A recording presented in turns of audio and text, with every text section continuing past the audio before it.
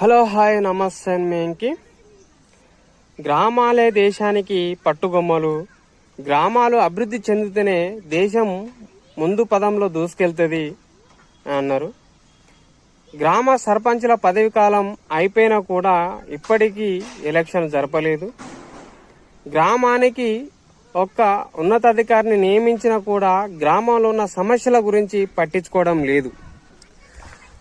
పలిమెల మండలం సర్వేపేట గ్రామంలో ఏ దారికి వెళ్ళినా బురద గుంటలతో కూడిన రోడ్లే ఉన్నాయి. ఎక్కడికి వెళ్ళినా బురద గుంటలు, అక్కడ దోమలతో కూడుకున్న దారులే ఉన్నాయి.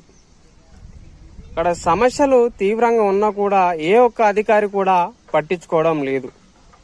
మరి ఎలక్షన్లు అప్పుడే ఎమ్మెల్యేలు అధికారులు వచ్చి ప్రచారాలు చేసుకుంటూ గ్రామాన మండలాన తిరుగుతారు. కానీ మరి ఎలక్షన్లో గెలిచిన తర్వాత మరి అటు ఆ పల్లెల్లోకి వెళ్ళి చూడడం మర్చిపోతారు. మరి ఇట్లాంటి అధికారులు కానీ ఎమ్మెల్యేలు కానీ మనకి ఎందుకండి? మన సమస్యల గురించి పట్టించుకోనప్పుడు మనం వాళ్ళని గెలిపించుకొని ఎందుకు? వృధా కదా అని తెలియజేసుకుంటూ మీ వెంకీ. Thank you.